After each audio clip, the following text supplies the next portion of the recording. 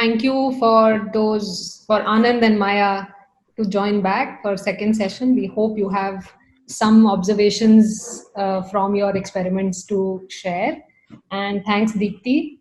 I'd request, or let me also sort of take this opportunity to introduce Sumita once again and welcome you to the final day of Phytopia. Please also check out the exhibition if you can. It will be on till midnight today, and you are in the Sentinels of the Lake workshop, day 2. And I just to introduce Sumita briefly. Sumita Bhattacharya is a researcher at A-Tree, and she's doing her PhD on water pollution and monitoring of urban lakes in Bangalore.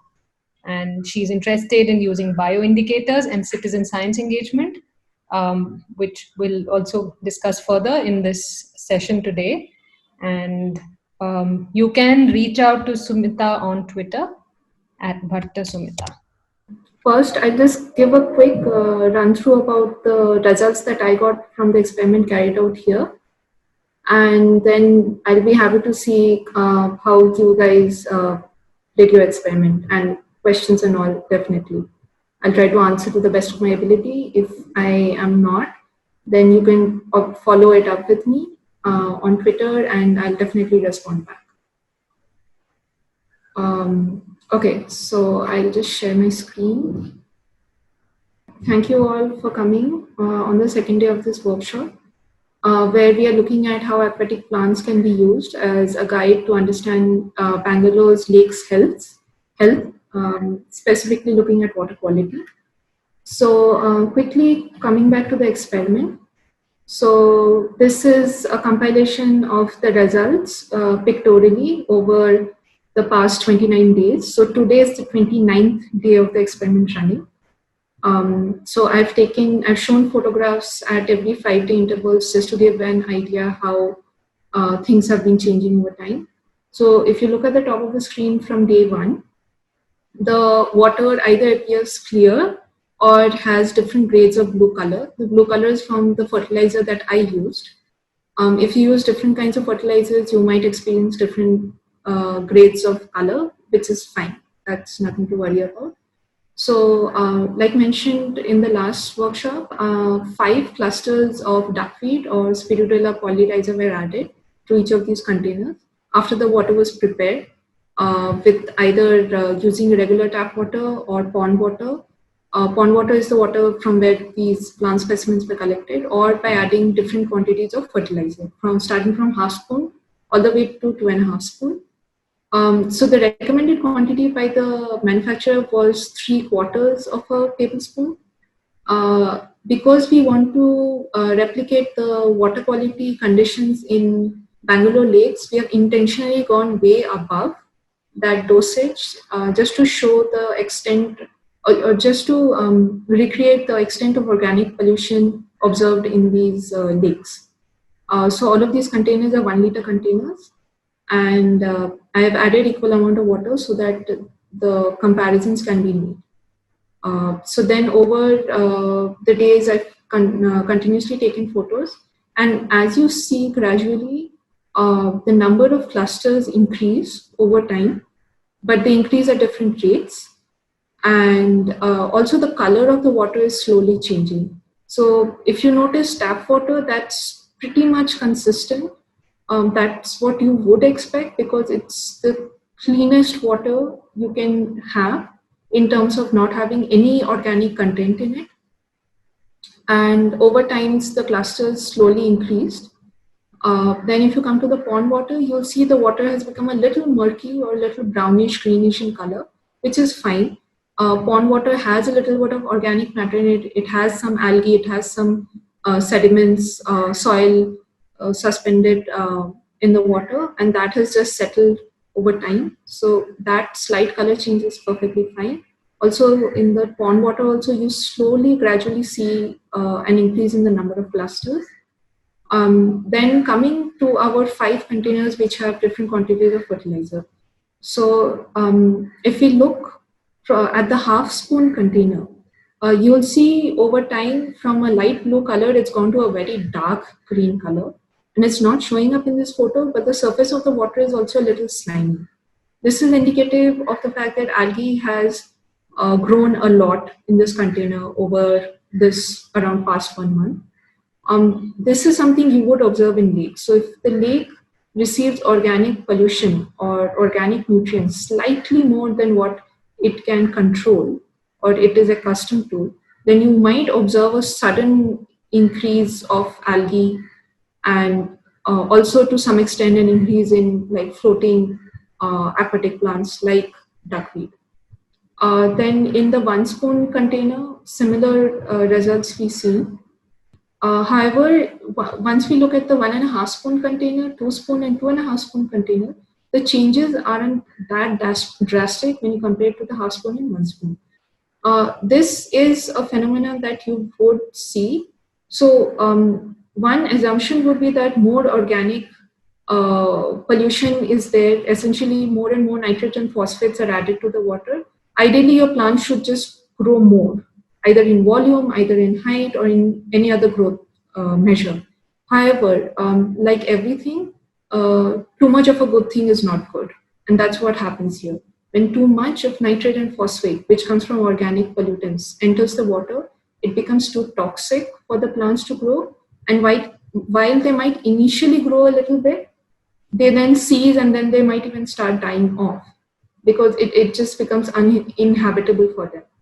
Algae will overtake at this point because algae tend to be better suited in highly polluted water, but even they have a limit up to which they can tolerate.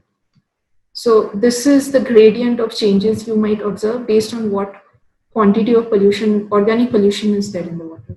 The reason why I keep repeating organic pollution is that pollution is of different kinds. Organic pollution tends to break down in nature and that can be assimilated by plants. And that is then reflected by either in their growth or either you'll start noticing that plants are dying off. However, if the lake receives industrial pollutants like oil, grease, heavy metal chemicals, or just chemicals, synthetic chemicals, then you might observe that all forms of plants, like from algae to floating plants to emergent plants, all of them are dying off. So that is important to notice that these plants in this experimental setup are indicating the organic pollution that is in the water. Okay, this is a quick comparison between day 1 and day 29, that is today. As you can see, we started off with clear water or clearly colored water, and then over time, the water has become a little turbid, which is fine. That happens in natural systems. Or if they have pollution, which is ideal for certain plants to grow, you will see their abundance over time. So algae is able to assimilate, algae is able to grow in slightly polluted water, slightly more polluted water than plants, and that's what we're seeing here. If you look at half spoon, 1 spoon, and 1.5 spoon, you'll notice that you can't really distinguish the leaf clusters against the green background.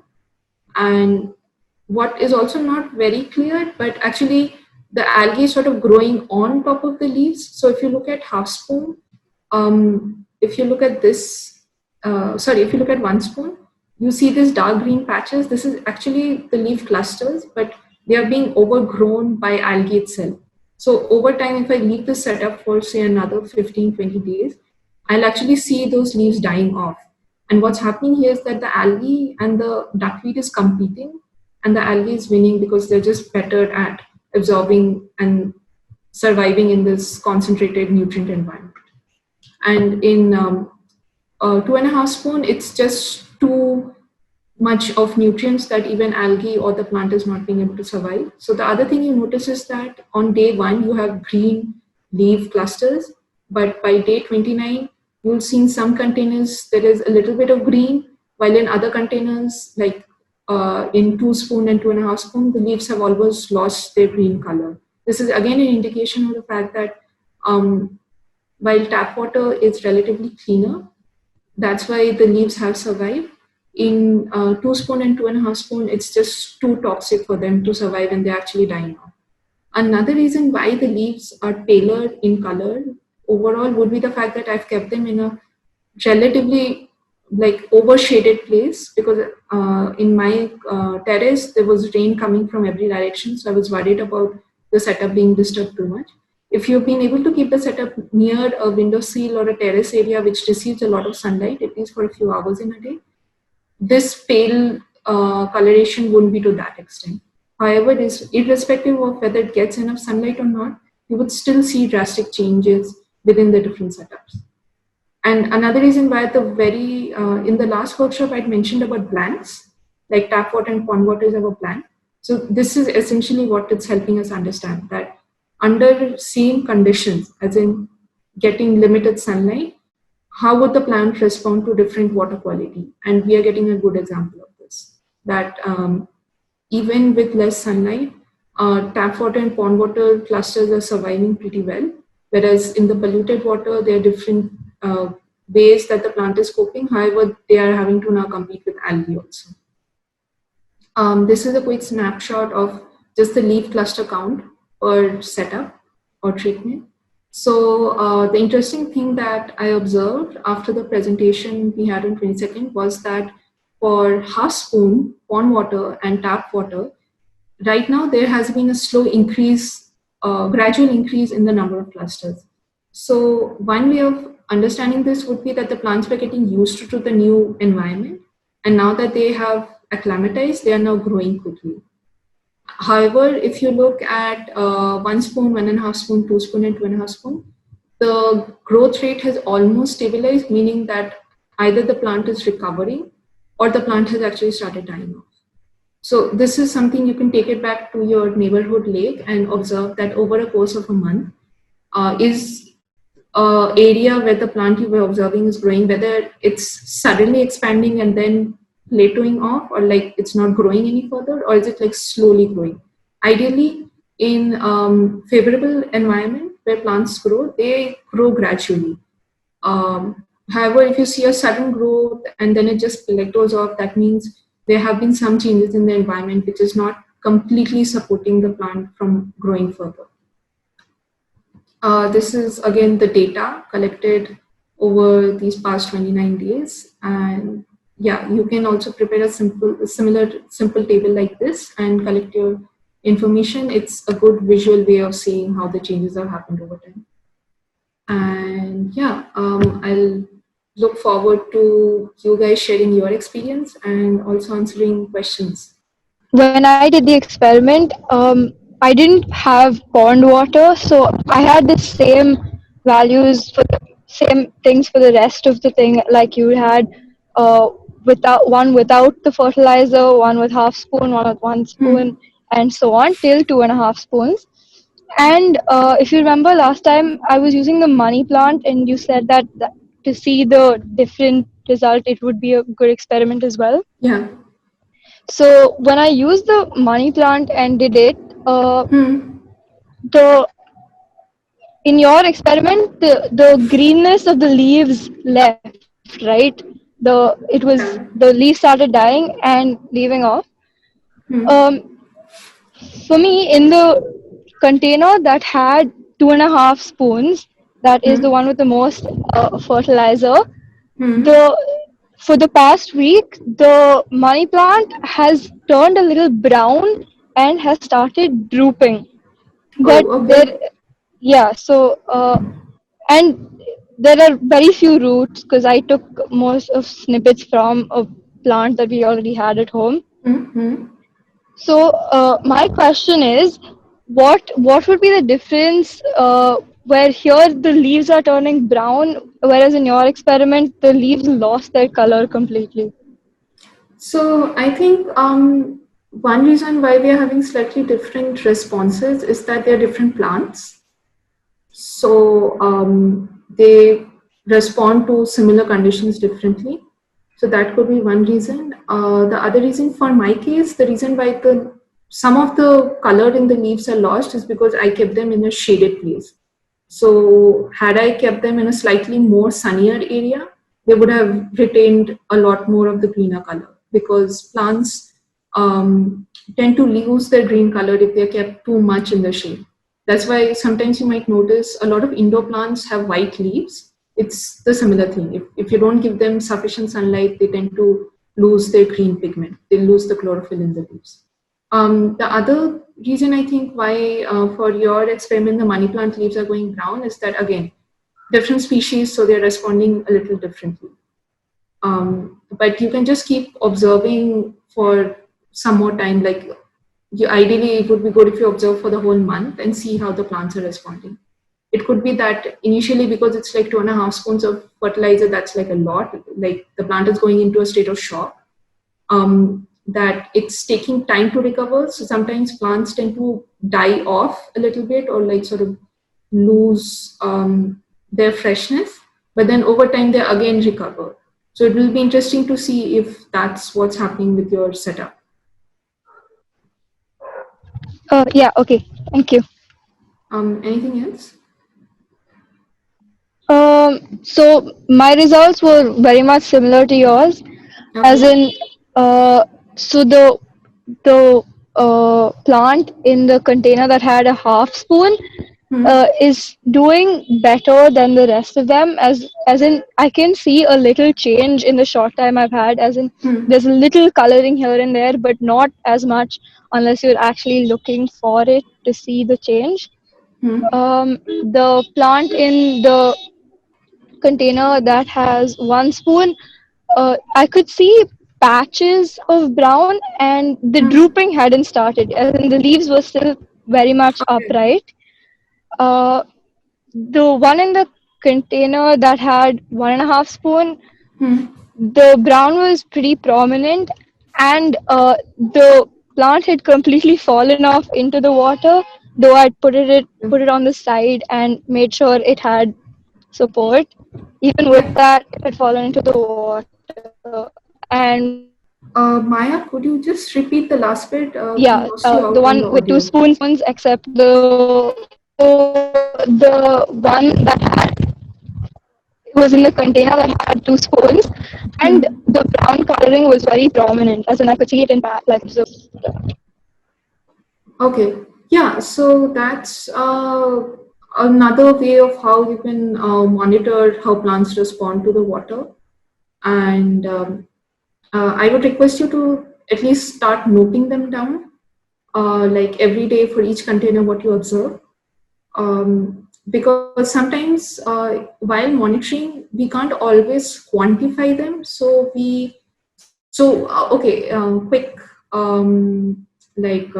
description or quick info. I'm not sure, I'm sorry. So one way when we collect information about a system, especially environment system, is that we have 2 ways of collecting data. One is quantitative, is where you actually measure. You find one way or the other to measure change in the environment. Like in the experiment I carried out, I measured the change by seeing how many clusters of leaves are coming up every day. So that's quantifying it. Another is qualitative, which is essentially that you can't measure it, but you're still seeing change. So you're describing it. So like you said, like, okay, day 1 in half spoon, this is what I observed in the leaves.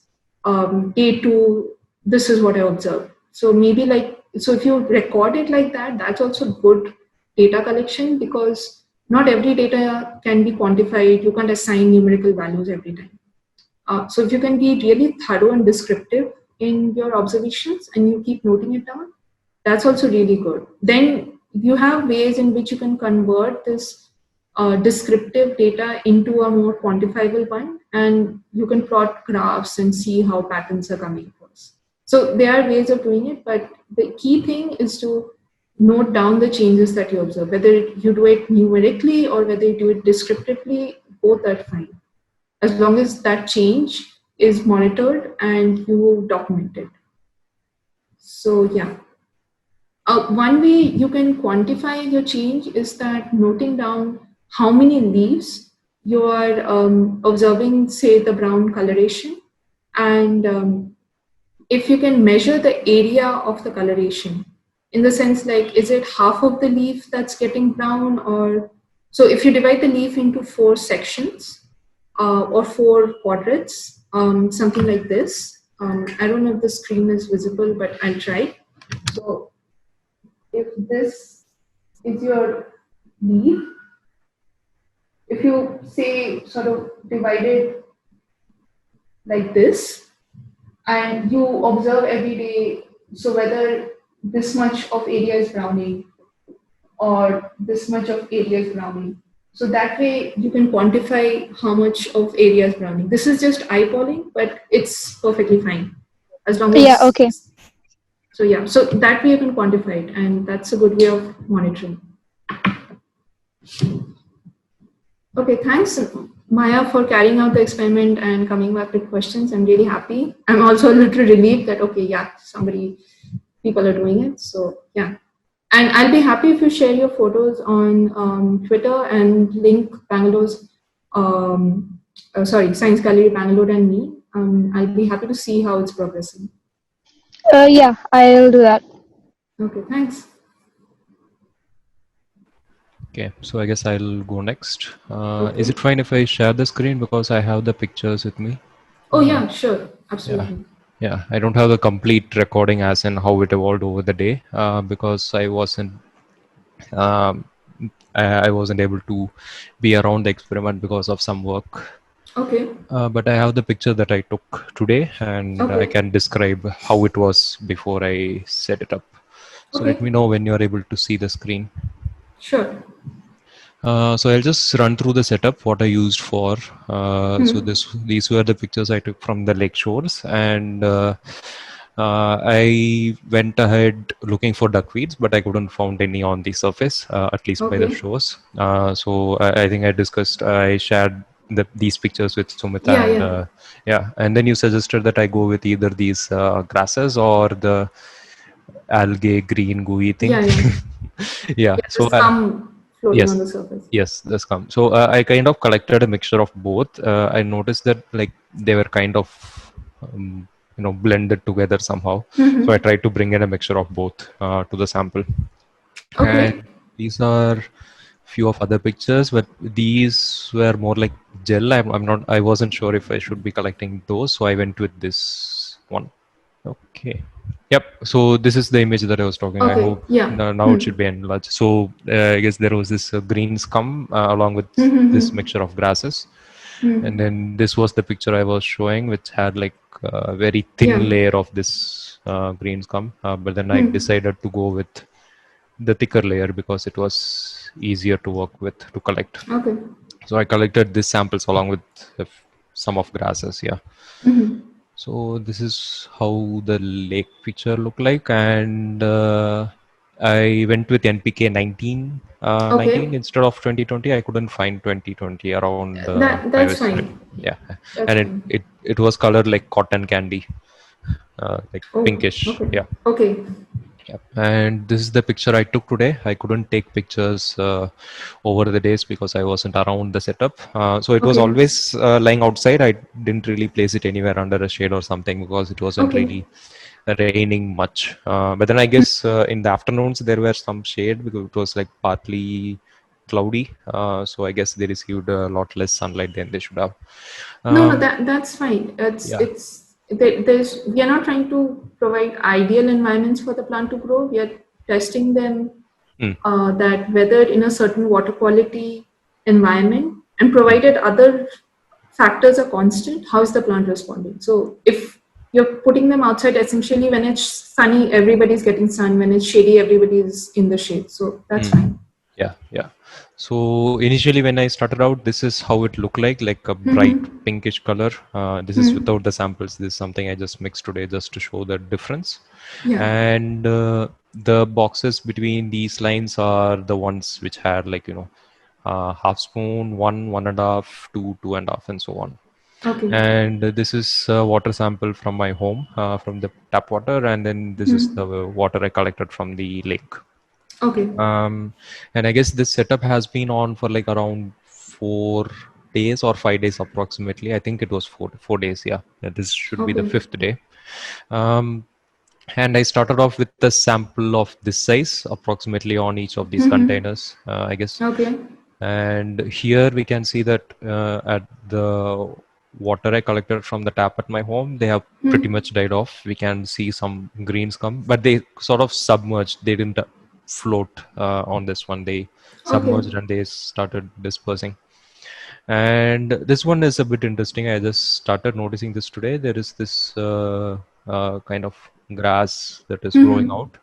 And I guess this is the green scum part, I believe. And this afloats when we set it out in sunlight, and when there is shade, it goes, submerges into the water. Okay. That was something I noticed peculiar about this one. And also this one as well. I'm not sure if it is very clear on the picture, but this has a very greenish tint. This is the half spoon fertilizer. And here the scum also started spreading out very elaborately, and then there is this green patch, same as this one, but hasn't outgrown as much as this one. The same thing here, it afloats on sunlight, but then when there is no sunlight, it submerges again into the water. And here these are 1.5, 2, and then 2.5. We can see that the scum has sort of, I don't know if they are dying. It looks like it, but this is a sample with just 1 spoon, and it was like a bright pinkish, as you can see here. But here the pink color has completely, died off over the days. So this is how 1 spoon sample looks like. But then here we can see that the pink color is completely gone. It's like a very pale pink right now. It doesn't show up any of the cotton and candy color. And the algae has sort of died, I believe, and they are completely submerged. They are not afloat on these samples. Yeah. Okay, wow. So, just a few questions. So, what is the volume of these containers in which you're keeping? Yeah, they are relatively smaller. So they are like 500 ml, but then I just, relatively kept the concentration same. They are like half spoon. When I said 1 spoon, I actually added half spoon, but the concentration relatively is 1 spoon, but they are 500 ml containers. I couldn't find 100 ml containers at this number. No. That's perfectly fine. As long as you keep all the container volumes constant, it isn't particularly a concern whether you're working in a half-liter container versus a 1-liter container. Yeah, I think the containers sizes may vary, but then I used a proper, for measuring the water amount, I used 1 single container. So the concentration should be fine relatively. Yeah. Okay. Yeah. Another note to make, just I'm putting it out there, is because we are dealing with plants, not only is the volume important to maintain uniformity, also the surface area, open surface area.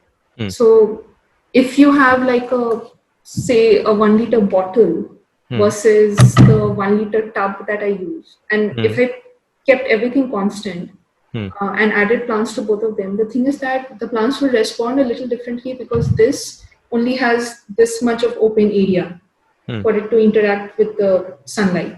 Whereas in the tub, it has like around this much of open area. Right?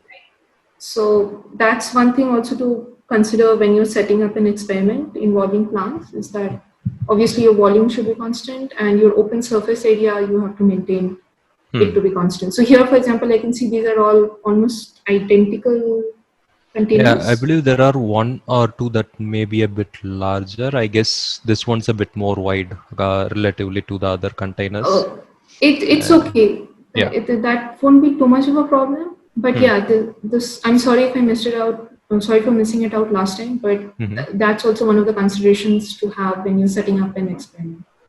Yeah, I actually was looking for like similar containers. I couldn't really find anything at my home, and then on the stores also they were all different sizes. So I tried to pick whatever looked the most similar. So yeah. Yeah, this is good.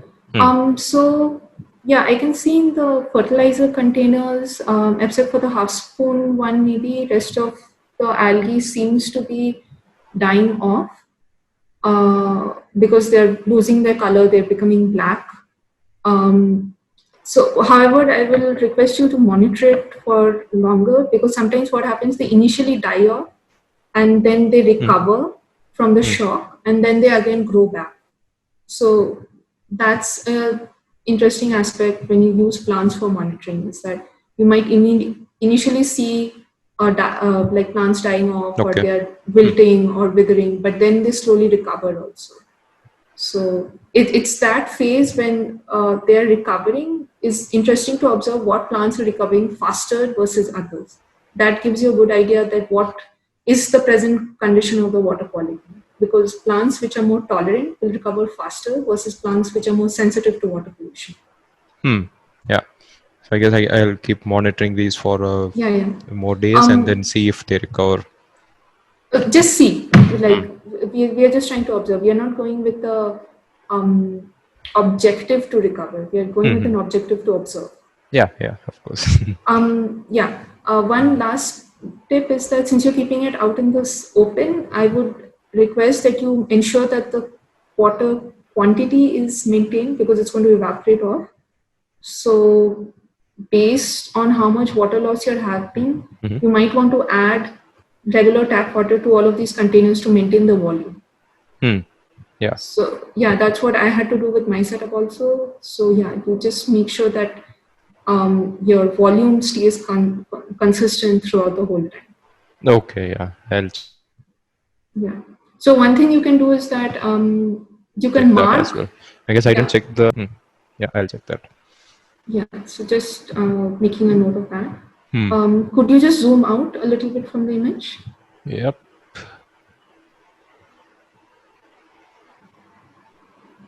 Yeah. So the pond water and lake water. If I may ask, which lake did you visit, like to collect the samples? This is near my hometown. I'm not sure if it is on the map, but then let's give it a shot.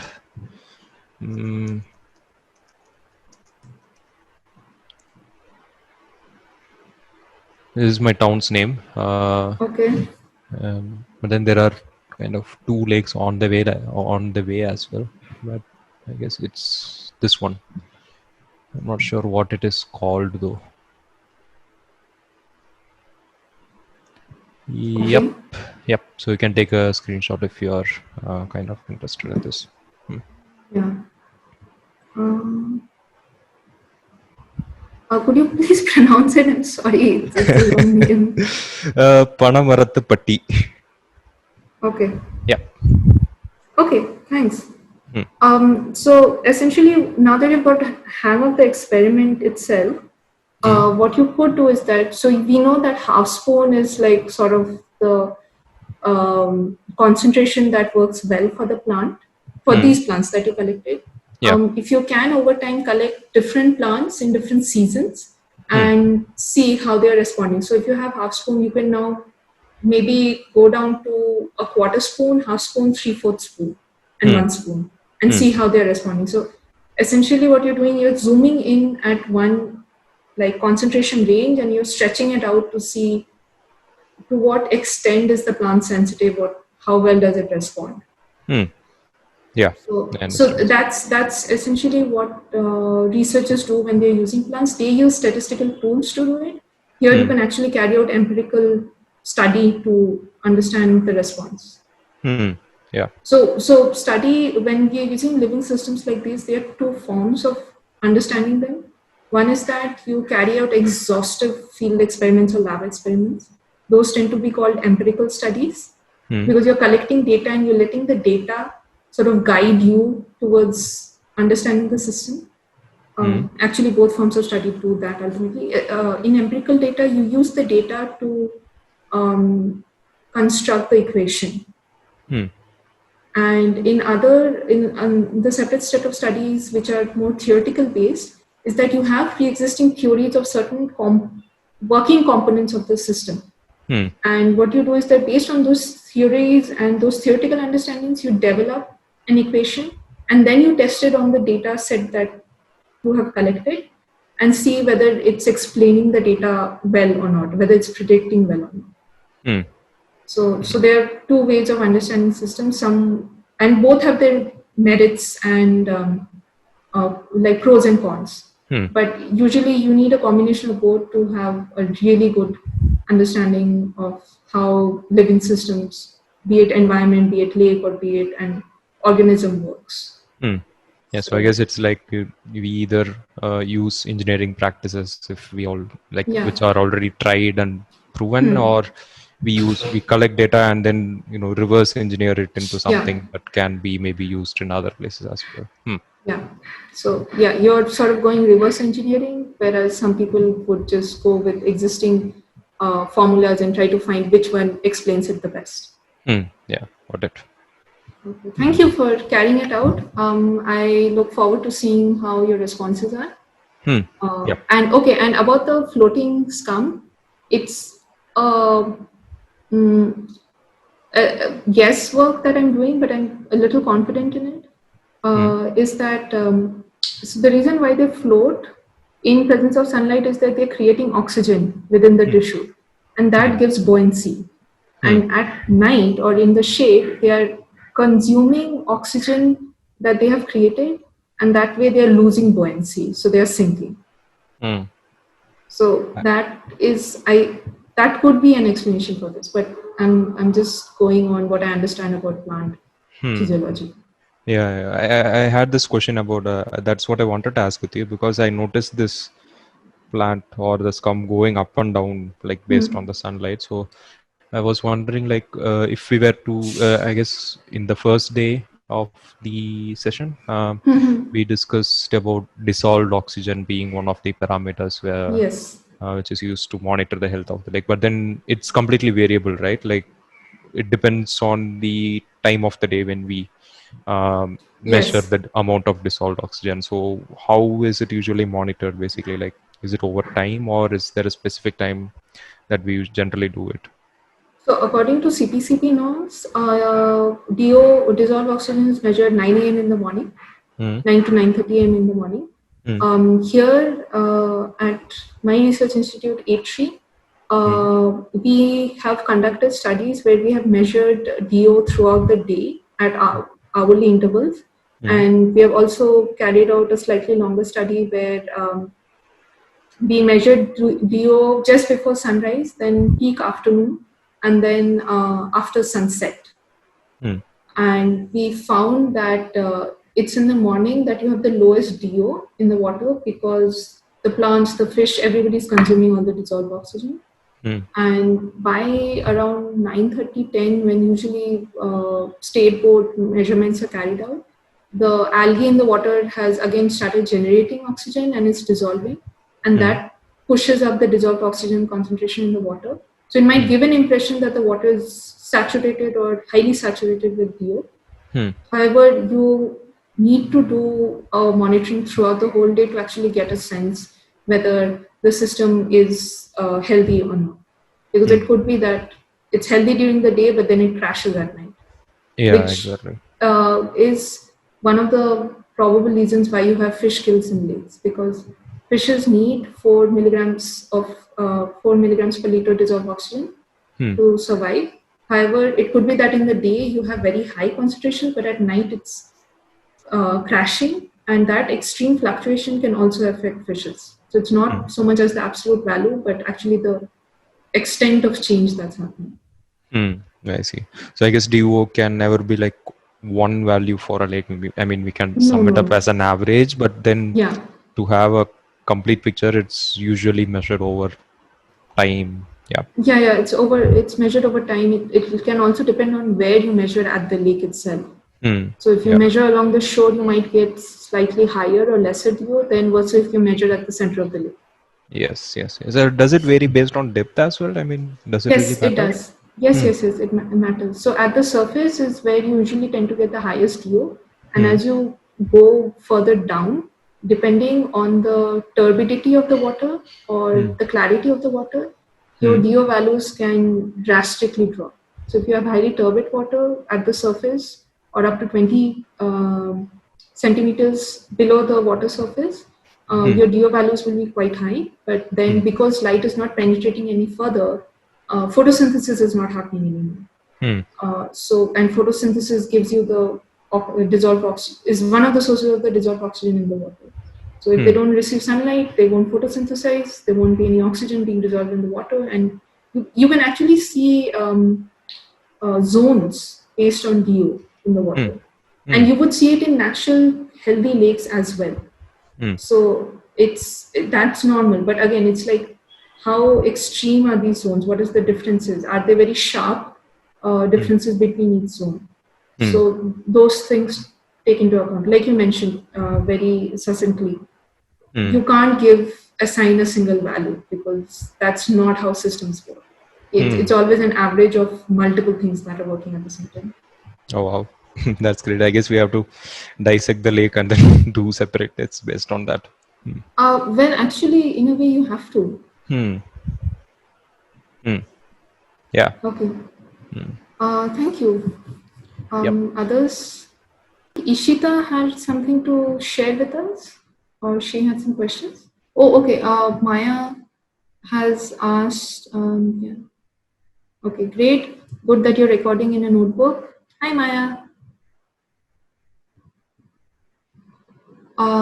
Could it also be that plant tissue in order to get unrestricted sunlight, as in without water interference? Yes, plants will grow towards sunlight. I'm sorry, Maya, I'm not very sure about what you're asking. Are you asking? He said that his plants would submerge during the night and rise when there was sun, right?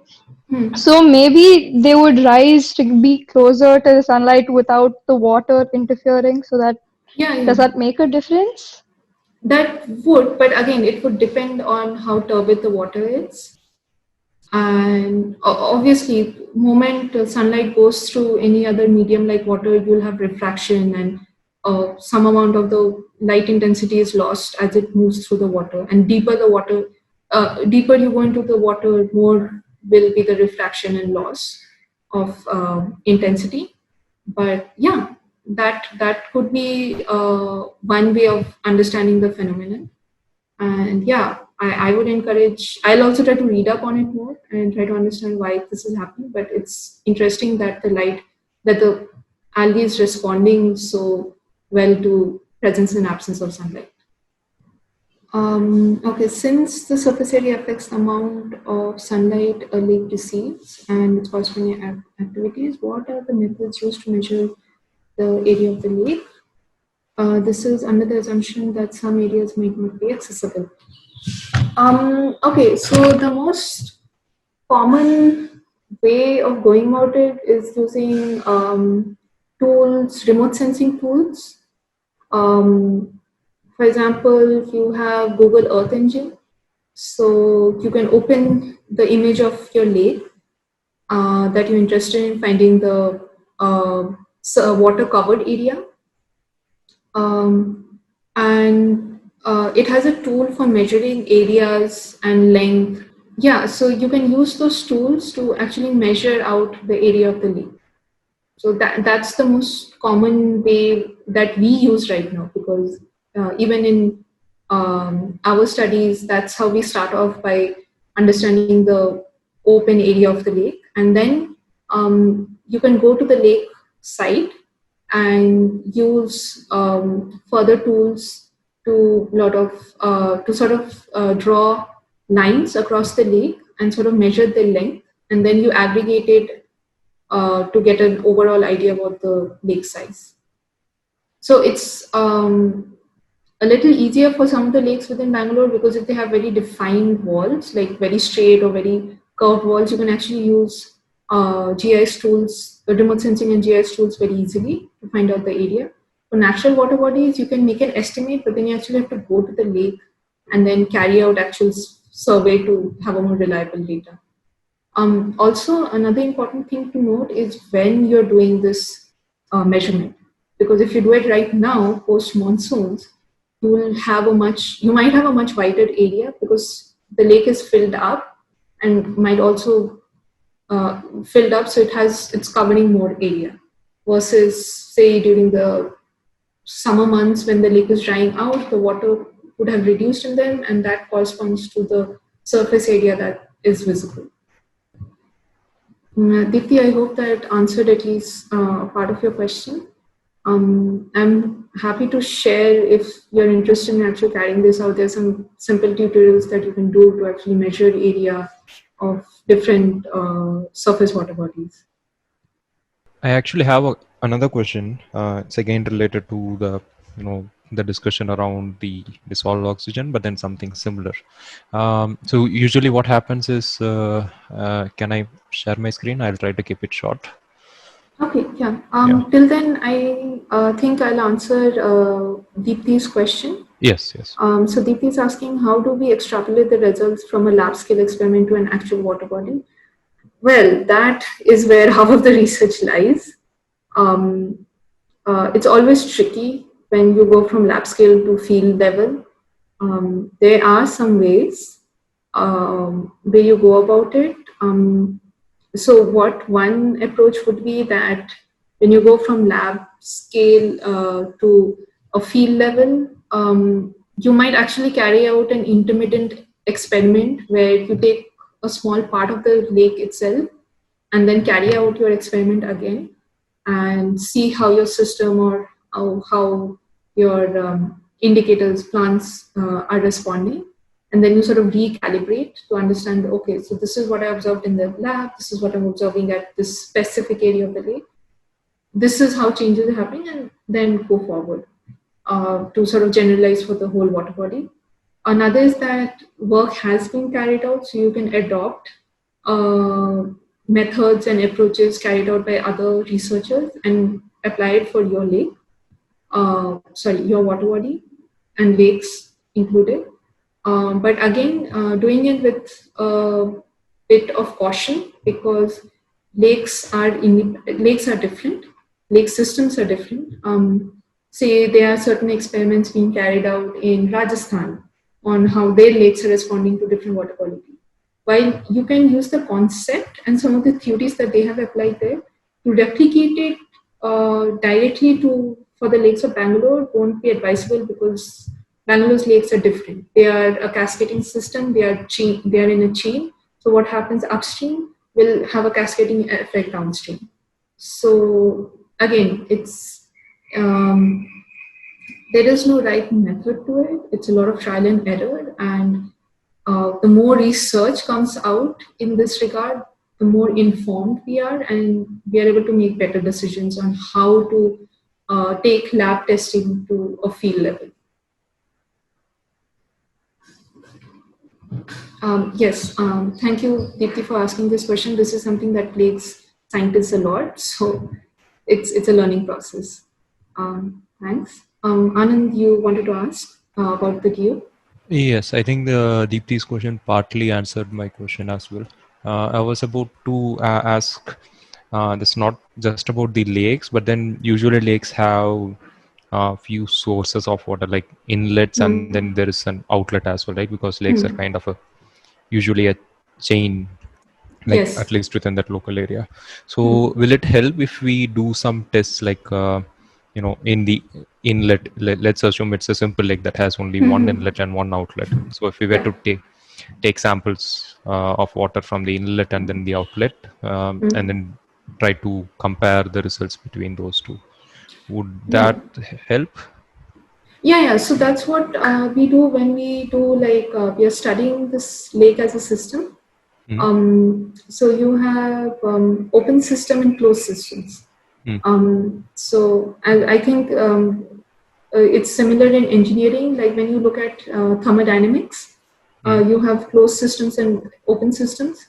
So what you would do, say, with a lake which has a single inlet and a single outlet, is that you measure, say, one parameter. Let's keep it very simple. You measure one parameter, say DO. Okay. Again, I'll try drawing. If it's not very clear, then let me know. Yeah, I think the drawing is visible, so yes, okay. we can. So yeah. So you have